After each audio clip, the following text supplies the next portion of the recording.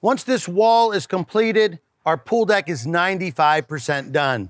One of the things that we always do is insert a foam backer rod between the pool coping and the field of pavement. We'll use those putty knives to kind of ride it in there. Then we'll use an elastomeric joint compound that's color matched. That will make sure that any water on our pool coping actually sheets onto the field of pavement and eventually off into our drain. It also is an expansion joint so that there's no chipping and cracking down the road. Now on the far side of my pool, our team's over there with a Nitro Sand by Alliance. They are using a water broom and a squeegee, and you can't use too much water. Keep adding water. Water is what creates the vacuum that fills that joint. That is an air-cured product. So water allows it to get in the joint. Once it dries, it will cure and it'll be fine. This is a great product to use to complement the Grate nickel product. Now on this side of the pool, we have what looks like the spine of a dinosaur. It is actually a trough style drain. Thinner on that side, thicker on this side, and you have gravity flow water to a pipe, eventually off to a pop-up or a dry well. Now this will be mounted once these units are removed into the base. The only thing that the consumers or clients will see, well, is practically nothing. This is the slot top style cap to this drain system.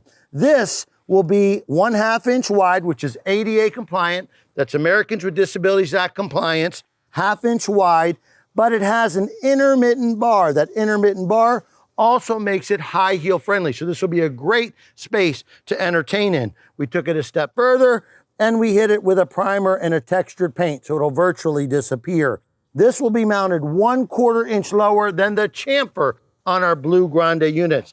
The alternative to a trough style drain like this would be something more common, a visible trench drain. This drain takes a tremendous amount of priming and welding or gluing together of 1, 2, 3, 4, 5, 6, 7, 8, a lot of different components.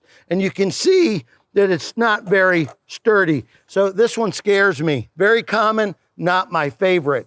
Another alternative would be a catch basin style drain like that one. That's what we used over by the grill island. It's easy to have paving stones in that area and then contour that into the drain, make cleanup very easy.